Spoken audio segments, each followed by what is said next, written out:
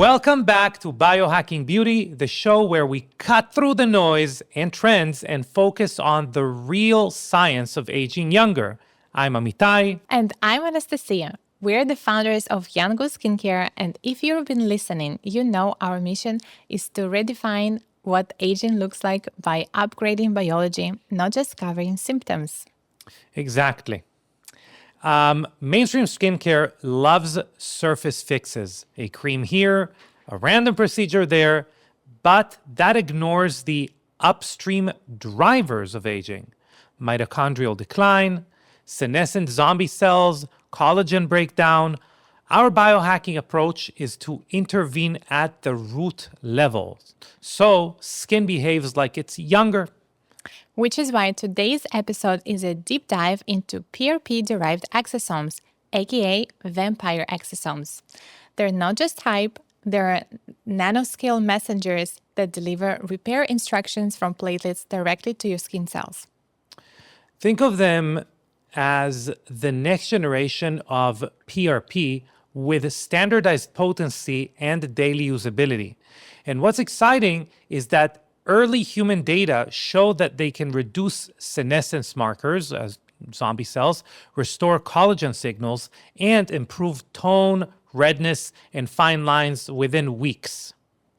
We'll unpack what exosomes are, how platelet origin makes them unique, what human biopsy data reveal at 12 weeks, and where they fit alongside tools like retinoids, lasers, or even Botox. And we'll get into the stack we're most excited about, pairing vampire exosomes with NAD precursors and boosters and activators to raise the energy budget for repair in your skin. That's the systems level thinking that makes biohacking and biohackers different. Yes, and a quick reminder before we dive in, if you want to try Yango's products for yourself, head over to yangos.com and use the code podcast10 at checkout. You'll get 10% off your first order. Okay, so Biohacking Beauty, Yango Skincare, real strategy for younger acting skin. Let's dive in. Let's do it. Okay, so basically we did it. We've designed it like kind of like a Q&A where we're asking a question, then we're going to talk about it. So maybe I'll ask a question first and you'll kind of go.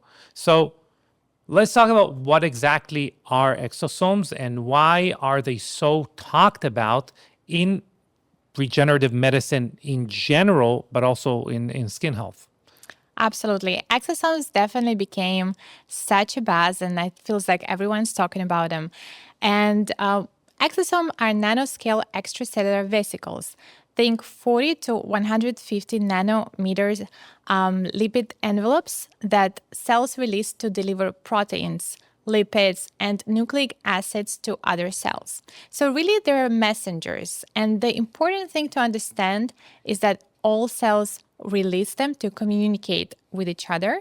And the message can be very different. So this is where it gets interesting. We really are, when people hear exosomes and automatically connect them to skincare and improving skin health, they're connected to this positive message of renewal and repair.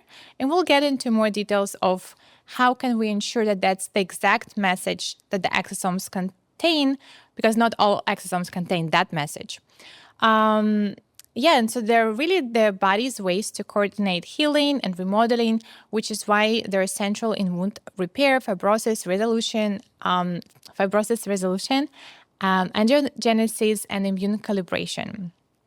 I was going to talk a little bit about that reviews in dermatology and bioengineering over the last 18 months summarize rapid progress across skin aging, scarring, and wound care models. And that's really when we're talking about, again, those exosomes that have that exact message. Mm-hmm. Because not all exosomes will result in this. Some exosomes, matter of fact, can signal skin like cell death because that's just a message. Mm-hmm. Why is the skincare world so focused on them for repair and rejuvenation? I would say because in preclinical and early clinical work, exosomes can downshift inflammation. They can re-energize fibroblasts. They also can stimulate collagen, elastin, remodeling, hyaluronic acid production, core levers behind texture, laxity, hydration, and photo damage.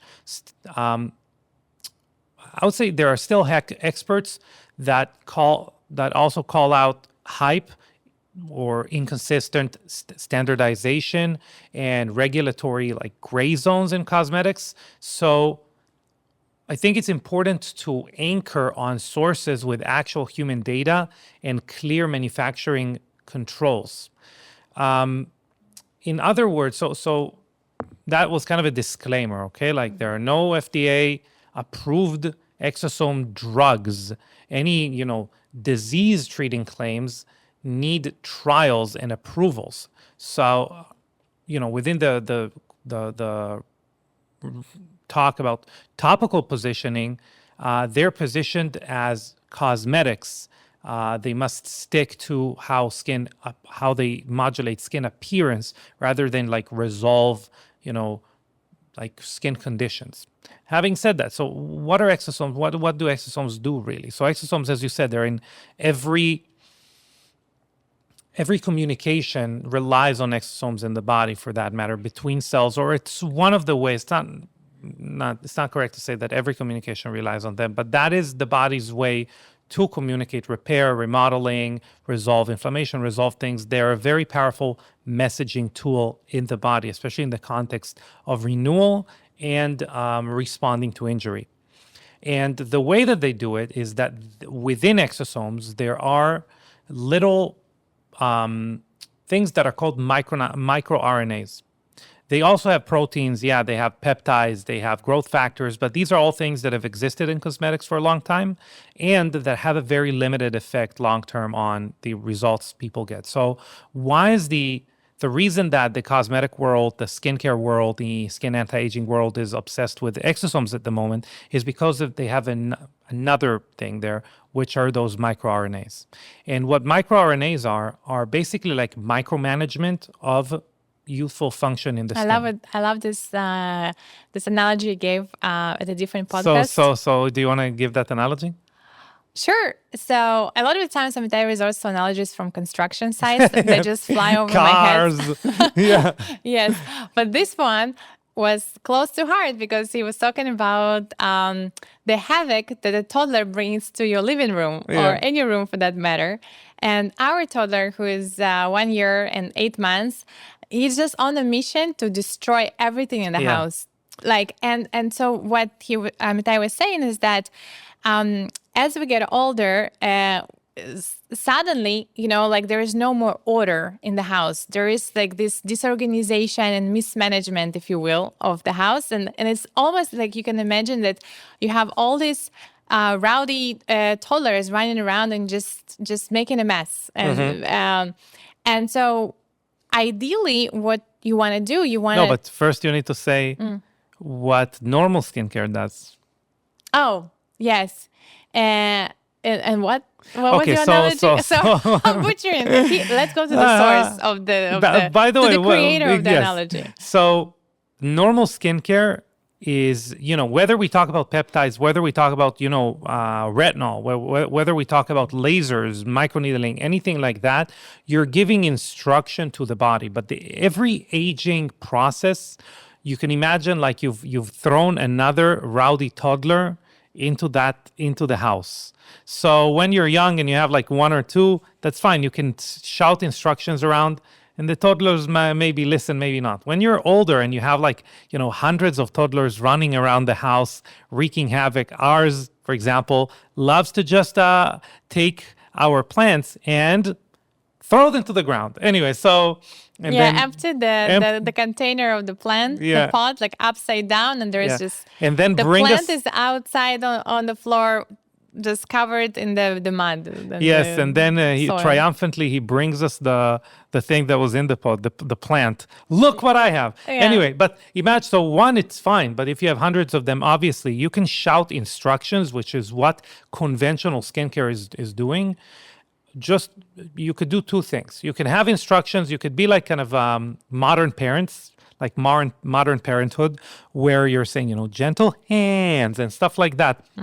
And you're trying to calmly explain what you would like. That obviously doesn't work very well because you have hundreds of toddlers in your house. Doesn't work in his analogy. At our home, we're still doing gentle parenting, by the way. Yeah, but we can see how well it works with our pots. Anyway, the other side is obviously like scream crazy instructions. That would be like you could think of your more extreme stimulators in the skin. You're just going to scream instructions around, and that's going to, what the toddlers just are going to get more antsy. They're going to start crying. They're going to start getting very upset. So these are the two kind of options you have with conventional skincare. You can have gentle hands. That's not going to do much. That's your, clean skincare. Use, carrot juice extract to try to, diminish wrinkles. And the other side is, okay, let's stimulate renewal like crazy with peels and exfoliators and lasers and stuff like that. You're going to get just like irritated, malfunctioning skin long term. Exosomes are basically like micromanagement. Like what do you want to do? You want to go to that baby and, depends how many exosomes you have, but you want to have enough micromanagers, micro nannies that go to micro parents that go to those toddlers and can micromanage them. Go say, hey, do you remember last week you threw the pot to the ground, and what did we do? We cleaned it together. Let's go and clean it together. Let's sit down and read a book, and you're basically slowly resolving it one toddler at a time, one aging process at a time, for that matter, when we're talking about the skin. That is what exosomes are doing. This is what microRNA can do. MicroRNA basically intercepts RNA, so basically intercepts your epigenetics wherever they are. If you're younger, then better epigenetics. If you're older, you get older epigenetics, so less collagen, less elastin, less hyaluronic acid, worse kind of processes that are happening in the skin. And basically, it can, as a last resort, kind of micromanage how that cellular function, how that epigenetic is being expressed. So it's going to basically shift everything to a much more youthful state. And that's what your body is doing when there is an injury. When there is an injury, your body is going to invest extra energy. Your body always wants to save energy. So it's only going to do it normally when it is under stress. It's going to invest extra energy that where repair happens, you have more youthful expression. It's not perfect. You're not a baby, but you have a better youthful expression of your genes. You make collagen better, or hyaluronic acid better, or elastin better, and I can go on and on. This is just names people know. I can talk about lumicans or whatever, but it expresses antioxidants better. All of those things happen better, and that's microRNA. What's important to understand, it's going to come back later in our discussion. Not all microRNAs do the same thing. So you have microRNAs for collagen, you have microRNAs for angiogenesis, which is how you build the blood vessels. Yeah. You have microRNAs for antioxidant ability. You have microRNA for elastin, et cetera, et cetera, et cetera. So as you alluded to before, not every exosome is going to behave the same. Some exosomes, by the way, are going to have no microRNAs or very little. So I guess we can continue our discussion, but that's a fun example. I think I give it better at the podcast, though. I think it was funnier, at least. It was more concise. Yeah, but I think that's such a good example that I feel like everybody can relate to it in a certain level, or imagine easier than I was things giving from it with Legos. I think that was the cool thing. Yep. Never mind. Okay. Okay. Let's keep talking. First of all, based on everything you said, like, sign me up for the exosomes, sign me up for the best microRNA, and give me all the diversity and all the variety that I need. Okay. So now that's the question. So you can answer that. So we're going to talk specifically about kind of the real, what I call like the caviar of exosomes, which is PRP exosomes. So how do PRP-derived exosomes, right? Because if every regenerative cell, your stem cells, whatever, they all express exosomes. Why exosomes expressed in platelets, in PRP? How do they differ from exosomes everyone else is talking about, like exosomes from umbilical cord or from fat or from bone marrow? Yeah, I love that question. Okay, so exosomes is really like an umbrella. And it's a vesicle, it's a vehicle that we talked about, right? So source matters. So mesenchymal stem cell exosomes are very often talked about. There's lots of skincare brands that use them. So they skew toward immunomodulation and angiogenesis. Platelet-derived exosomes, PRP exosomes, the ones that we use in vampire exosome serum, are enriched for wound healing, growth factors, and specific microRNAs that orchestrate matrix repair. That origin-specific cargo is why platelet exosomes are being explored as more reproducible, cell-free successor to PRP for skin uses. Yeah, and I think to your point, we really, because we kind of now juxtapose like the two best sources. Yeah. So here's the thing. What we care about is like skin rejuvenation. That's what we care about when we make a topical skincare product. We want to derive the messaging, and again, we're talking about microRNAs, but we want to derive the exosomes from a process that relates to that in the most authentic fashion. So obviously we want to derive it from the response that happened when skin is being damaged or needs repair, which are platelets. That's what causes, for example, scabbing when you have like when you scraped your knee or something like that. That is the closest to source as far as like skin repair, right? Mesenchymal stem cells that are normally what you will see in the market in the high potency, like high medical grade, the ones that you pay thousands of dollars to get injected or to get applied topically, for that matter. These are the kind of the next ones in line. But umbilical cord from babies, like further away from that. When we talk about most exosome products, actually have either only or a combination of exosomes that are from plants. Normally, you will have a hard time also discerning. You're going to have like this has 50 billion exosomes. It's going to be very difficult for you to kind of separate. Okay, so how many of them are from human tissue? How many of them are from plants? Plant exosomes are obviously extremely far from rejuvenation response in the skin, from repair response in the skin.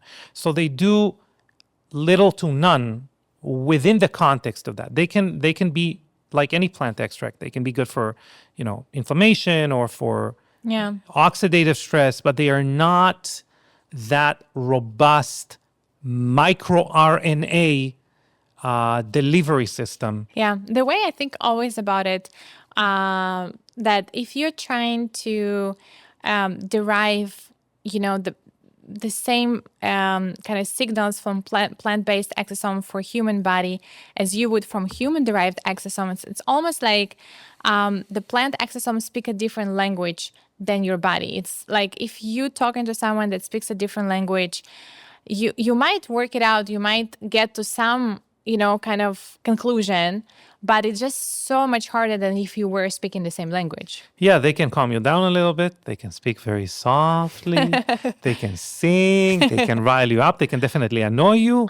But it's going to be very difficult to create an hour lecture with them, right? It's going to be very difficult to get a new discovery in science with someone that doesn't speak your language at all, right? So yeah, I mean, it's a good example.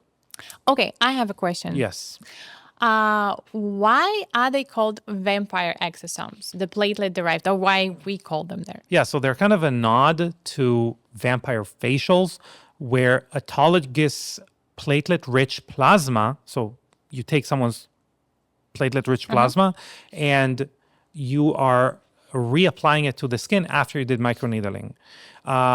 Here, we're isolating the key signaling vesicles from platelets rather than, using them after microneedling or injecting the platelets themselves. No one's really injecting the platelets themselves that much, maybe a little bit. It's more about the application. So we're doing that in a more distilled version that you can kind of take home and do at home.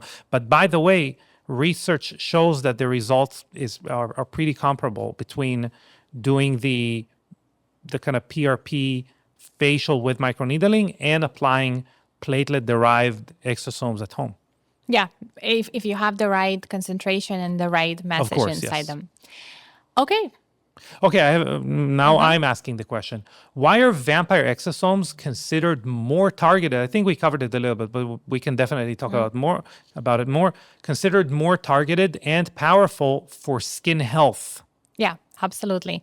So because they package the platelet wound healing program. So that includes growth factors, lipids, and microRNAs into vesicles that cells can internalize efficiently. Head-to-head preclinical work shows platelet exosomes outperform platelet lysates at reducing MMP-1 and increasing collagen deposition in aging models.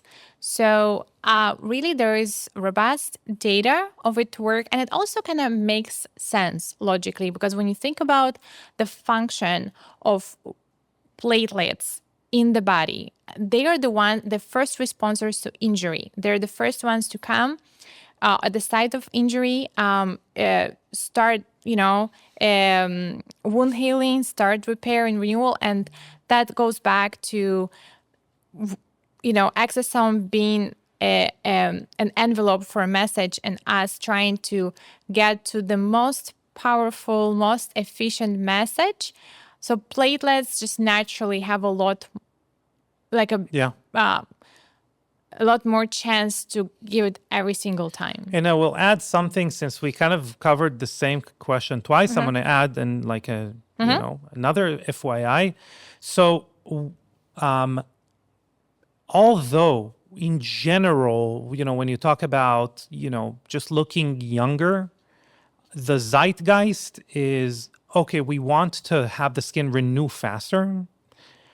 Although this is generally true, it actually is kind of a double-edged sword, because just any cell that renews more will have more mistakes, which will breed aging down the line.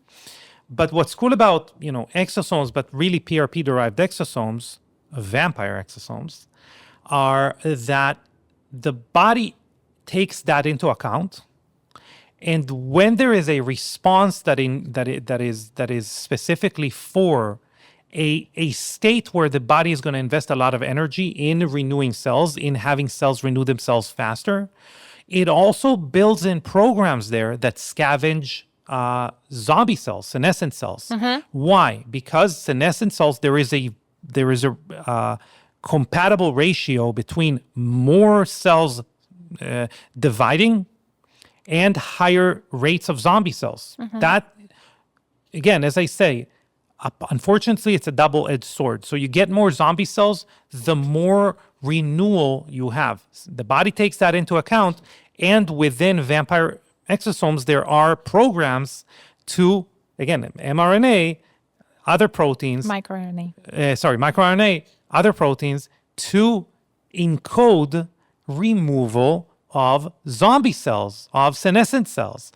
Another thing is autophagy. That's where a lot of the initial study has been done on platelet-derived, or we're using interchangeable language here, on PRP-derived exosomes, is how well they click on or they turn on autophagy. For the same reason, is because when we're going to create a lot of new collagen, we're going to create a lot of new structural matrix in the skin.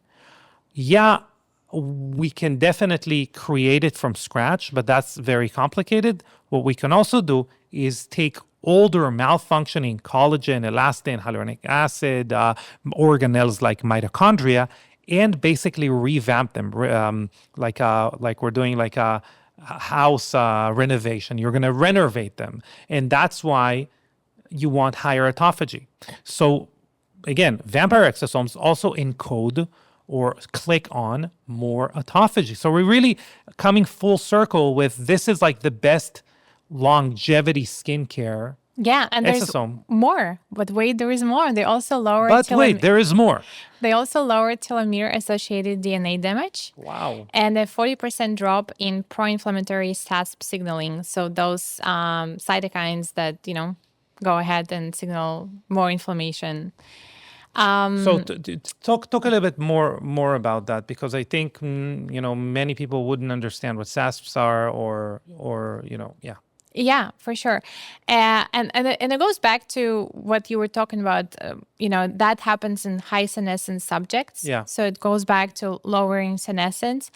And really in skin biopsies, the data showed, and skin biopsies, for you guys to understand, this is an in vivo study. This is in humans, live humans. This is not in vitro, which is done in a petri dish, which a lot of breakthroughs that the market uses has only been done in vitro in the petri dish. What we're talking about here is done in vivo, so it's much more robust data. Yes, because even we do it. Like when we talk about NAD, for example, like affecting skin cells, a lot of the times to explain the overall picture, we glaze over what was done. For example, there was a new study showing like NMN being absorbed into the skin. Great, but a lot of the time we're going to talk about how apigenin and NAD work together in the skin. That was done in a petri dish. NAD on its own wouldn't have actually crossed your skin barrier.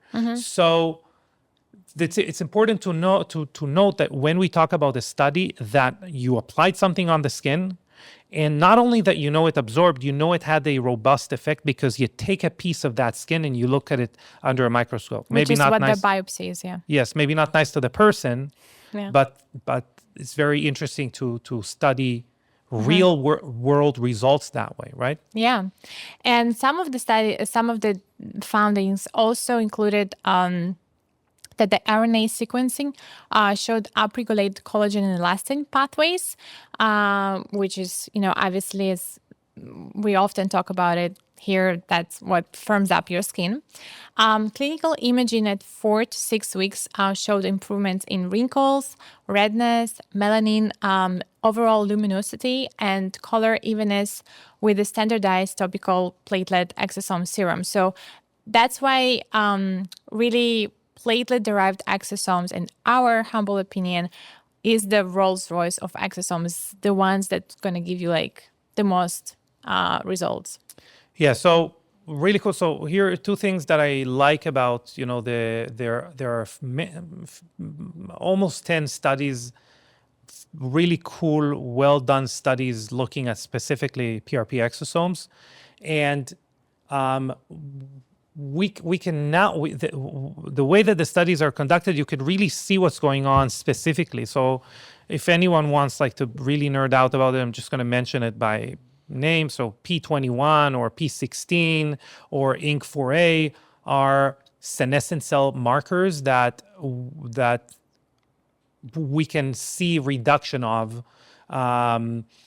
when we use PRP-derived exosomes. Just like as an example, we talked about SASPs, which are the inflammatory aspects that we know that don't only infect other cells with senescence. So that's why zombie cells are called, or senescent cells are called zombie cells, because they infect other cells with that behavior, with that kind of destructive behavior, and they do it through SASPs. But they don't only infect other cells, they can actually hijack the skin-brain axis and can actually age our brain from skin senescence. So we want reduction of those SASPs, even if all we're interested in is brain health. By the way, it also makes you have higher cortisol technically because it inflames the HPA axis. So Okay. I love us deep diving, and I think this was great. And for anyone who came with the notepads, that was a lot to write down and then go and dig out PubMed and other scientific journals. Now let's talk a little bit bigger picture, like more Okay, so I have a language question. okay, I have a question for you. for me. Go ahead. For you. Jackson is here too, the editor, but I'm not sure he's gonna, Anyway, He can chime are in. we? Yeah, he's actually pretty knowledgeable. He listened to Shout us out to Jackson. many times enough. And like he probably can explain it. Yeah, I have a question, Anastasia, which is a different type of deep dive. Okay, what are we really doing here with a product like this? Are we slowing down aging, which I think is the popular discussion in our biohacking field, or are we really reversing it? So if we were to look at some of the clinical studies and what they show, Which are biopsy again, which are like really... which is skin biopsy, then you can see things that would show you that there is actually a reversal more than, more than in some other modalities that you could hope for.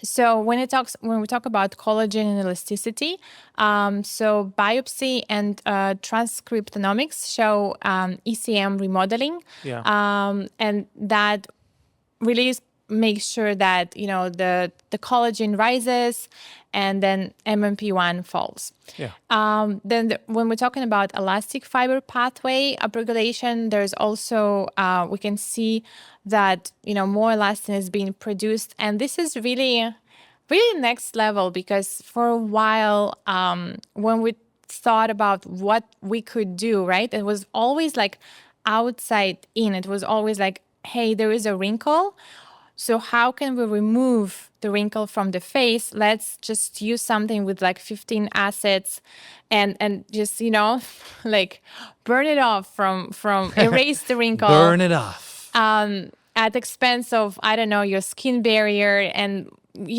whatnot. And really for a while there was this notion that if you want beautiful skin, you have to suffer. So you have to go through all of the painful procedures that in the end you will get a beautiful skin, right? So what we're talking about now is something that people could not imagine 20, 30, 40, 50 years ago, that you could apply a product that will penetrate very, very deep and go on and turn on processes that will result in your skin acting more youthful, turn on pathways that will result in collagen production, elastin production, as if your skin is 20 years old, but you could be 40, 50, 60. Yeah. That is really, like, when I say that, I have chills. Like, I can't believe that we've arrived Jackson, to this. the AC here is too much. She has chills. I'm kidding. No. Yeah, and there is another study. So you were talking about the 12-week study that was done with biopsy, Lippincott journals or whatever.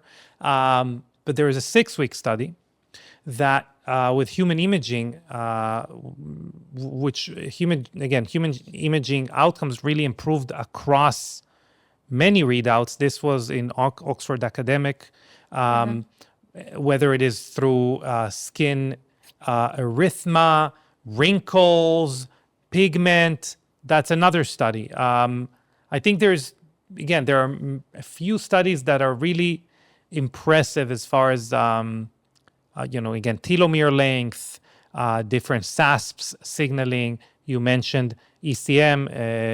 There is also like early clinical support for faster reepithelialization and scar appearance improvements via anti-inflammatory and pro-angiogenic signaling. Yeah. I mean, the list That's goes from Mayo on. Clinic, by the way. Yeah. But just to people who are unfamiliar with reepithelialization, this is after you've had something that removes your first skin layer. So that would be laser. That would be, mainly lasers and peels, really.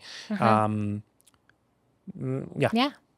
And that's why I think also, like, all of these types of applications that we just talked about, that's why there is so much buzz around exosomes. They have all of that potential if you have the correct exosome containing the correct message. We will stress it every single time we talk about it, because it's just so important. So I have another question for you.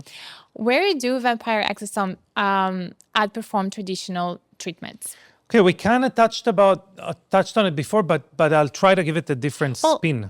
We didn't compare it to traditional ingredients like retinoids. We didn't talk about fillers or Botox. Let's compare it to those treatments. Comparing it to that, like I think holy trinity of your nurse practitioner telling you what you should do, which no offense, of course, we work with many beautiful, great nurse practitioners, but like neuromodulators like Botox, fillers, and retinoids, I think like we hear it all the time. So really, how do they compare? They are, they do not replace those. They don't replace everything that I just said, but they can accelerate healing, improve skin quality, and address what we talked about, which is senescence biology in ways many topicals or injectables do not. In aesthetic practice write-ups, studies, platelet exosomes actually shorten downtime after procedures. So, and that's, by the way, like they also improve how your body responds to retinoids. So it's not that they replace those when we compare them. We see that a lot, obviously, in our industry where brands are trying to juxtapose themselves with like an injection or a treatment. We don't think that this is going to replace any of them, but it's on its own. It does something that is significantly more fundamental from a longevity standpoint, from a cellular function standpoint, which would also make you or help you get better results from other treatments. Yeah. And that's why I think it's also like is really the staple now in so many regenerative practices. And really that's like the pinnacle of regenerative medicine. And it also is really a great preventative measure too. Like you definitely will reap a lot of benefits from this ingredient, like platelet-derived exosomes, vampire exosomes, if you are more mature and you have mature skin, so you're in your 50s, 60s, 70s. But even if you're in your late 20s, 30s, that's such a good preventative measure, in my opinion. So maybe we could talk about biggest differences in results between PRP facial and PRP-derived exosomes using a serum. I think, vampire facial, vampire exosomes, like, people might get confused. Like, you want to talk about it? So PRP is variable by patient preparation. Literature suggests exosomes are key paracrine effectors inside PRPs. In other words, they are the main drivers of results when you do PRPs. And isolating them enables standardized particle counts and dosing with fewer biologic variables. So anyone that has ever paid thousands, tens of thousands of dollars to get whether it is like V-cell or their own stem cells injected to them, or doing, a series of PRP facials or anything like that, they would know that the practitioner should or probably has told them that the results depends on, their decades of health behavior. So you're basically reaping the reward or not of how you behave and the kind of the functional age of your cells. The new strategy there, and that's something that the US is iffy about within stem cells discussions, is okay, if your cells are not that great, what we're going to do is we're going to go to the lab and we're going to work on them and we're going to multiply them, and they're still going to be yours, but they're going to be like cultured. So you're going to have more better things there when they're re-injected, right? That costs alone tens of thousands of dollars. What you can do if you pre-isolate the exosomes from PRP, you can cut all that process down. You can, again, know exactly what you're getting. If, we're going to get to quantification and micronized micronized RNA count, you can actually dose, you kind of know what is the dose of what is the most important every time you apply the product. And I think that is the most important, because some people have paid thousands and tens of thousands of dollars and actually, de facto got very little. Yeah. I agree. And I will just, But sum up that yeah, PRP can deliver volume of growth factors acutely, but PRP exosomes deliver a curated cell-ready signal you can use daily without blood draws and with early human data for improved texture, pigment, and redness at 6 weeks, plus senescent pathway changes by 12 weeks. I mean, that is like convincing enough for me to yeah, do that. And that said that they they can be can be complementary. Yeah. complementary, yes, especially around procedures. Whether to skip PRP depends on goals, access, and clinical guidance. And I think that also we should always do PSA that everybody's bio-individual, Yeah. and you should always kind of be the end of one experiment. Always track your results from any given product and treatment, and be in tune with your body. Yes, I would say we normally, for the most part, we never say, and we actually had a discussion about that on a podcast very recently. Shout out to Natalie Needham. That we said we are not a company that says, "Hey, we're going to save you money because you can use our products and not use something else." Having said that, if you asked me, and we did get a lot of questions from our peers when we were developing this product, just like pit PRP facials with using vampire exosomes. I would say that if you had to choose between the two, I would do just normal microneedling without the added thousands of dollars of PRP, and use the vampire facials, vampire exosomes at home.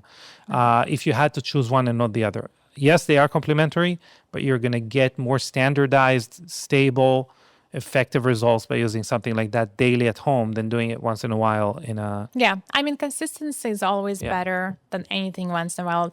Goes for everything, like exercise, nutrition, you got to be consistent. Having said that, another question that I think we should address, which is very different, is will that replace, Botox or fillers in 5 years? I love this question. And I would say that it's unlikely to replace it. They work through regeneration and signaling, not volume or neuromuscular blockage. So the realistic expectation is fewer units of Botox, right? Or longer intervals for some users as the skin quality improves and faster recovery after procedure. So I think...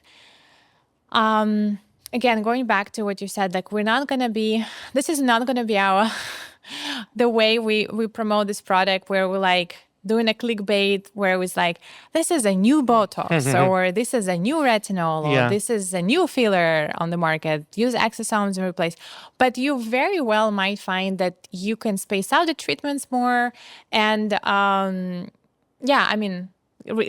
achieve your desired outcome faster and be able to maintain it easier. Yeah, I love that's 100% true. Okay. Yeah. My turn to ask a question. Okay, so in this particular product, we kind of pivoted a little bit. We didn't use the whole NAD plus Apex that we use in our other products. We added Rejuve NAD. I think it's important to understand that even though this podcast is mainly about like the technology of vampire exosomes, of PRP exosomes, we are talking about vampire exosomes, our new product. Yeah. We didn't really say that. So we have a product. We have a new product. I mean, I'll let you continue, but... you go ahead. I didn't even realize we didn't say that. Yeah, so we have a new product. It's called Vampire Exosomes. It has 3 trillion exosomes per 30 ml, which is 3 to 20 times more than any other product in the market. And the crazy thing about this product is that it's the first product in the world that we're going to have quantification of exosomes. We're going to tell you how much, what's the percentage of and the composition of microRNAs in every batch that we make. Third-party tested. And we do that through third-party testing, yeah. A lot of the times, and I'm sorry to interrupt, but a lot of the times, the data about the product from some of the other exosome products comes from their own labs, their own facilities. And, I think third-party testing is the golden standard. And I think that really helps provide the transparency that is lacking right now in the field. Yeah, and I would say no one publishes results on microRNA. That's that non-existent. There are maybe a couple companies that say, "Hey, we have, a proprietary way to know that you really get, 500 billion exosomes or a trillion exosomes." I mean, a lot of companies just can say we have small things. They can't even say it's exosomes, and then they have like another test to deduce that those are indeed exosomes, but they don't really show how viable those exosomes are. Of So course. again, there is a lot of like gray area. I'll tell you why they don't do it, because there is a company that has like, I'm not going to name the name, but I'll tell you off air, because you know the company. They have like a $400 something serum with exosomes, but they have 4 types of vitamin C in the same formula. And we're going to get to it when we talk about, kind of ingredients that we've combined it with. But most ingredients are actually going to destroy the exosome layer, and then the material inside is going to be rendered useless. It can't absorb into the skin without the exosomes. Exosomes are extremely delicate. They're very delicate ladies. Yes, they're very delicate ladies. And that actually a lot of what also went into our R&D is how to make them shelf stable. Yes. Because, Yeah. And you want to talk about that a little bit? I mean, there's not much to talk about. We're going to talk about it in a second. However, I'm just saying that many companies are going to create a product. They're going to have a certain amount of exosomes. 9 out of 10 times, you're not going to actually know the amount that they have. It's not going to be third-party tested, but it's not going to be also third-party tested within the final formulation. So you're not going to know that they're stable. You're not going to know they survive within that formula. And I can tell you that ingredient, that product specifically is a no-no, because vitamin C does not play well with exosomes. So that's one example. And I think to kind of advance this discussion, we could not introduce any NAD precursor building block together with the exosomes. It was not, they didn't play nice with each other. But we know that a lot of those, microRNA transcriptions, whether it is reducing senescent cells, activating autophagy, any type of renewal that it's encoding, a lot of it relies on NAD. So obviously, the more NAD that cell has, the better it's going to do its job. So we really were looking for a way to find how to introduce higher NAD levels to that cocktail. And we are using a fraction of our complex, which is called NAD Apex. With that fraction is called Rejuve NAD, which is a patent that we don't own. So it's just a patent that what it does, and we can talk about it a little bit, like how it works. Okay. I can go ahead. do that. So the Rejuve NAD is a sunflower sprout-derived cosmetic active designed to increase cellular NAD+ by activating NAMPT, which is the rate-limiting enzyme in the NAD salvage pathway. It targets several hallmarks of aging relevant to skin longevity. Yeah. And I think, as Amitai mentioned, that's such a important part of the puzzle. Okay, we've got the exosomes, we got them shelf stable. Is that enough, or do we want to add something to improve their function? So, as you mentioned, we added Rejuve NAD, for cellular energy. I just want to say where people can see it in the market. It's a very foreign concept. The idea of activating NAMPT. So NAMPT is a target of, it basically is another way to increase NAD without actually providing the building blocks, which are precursors to the skin.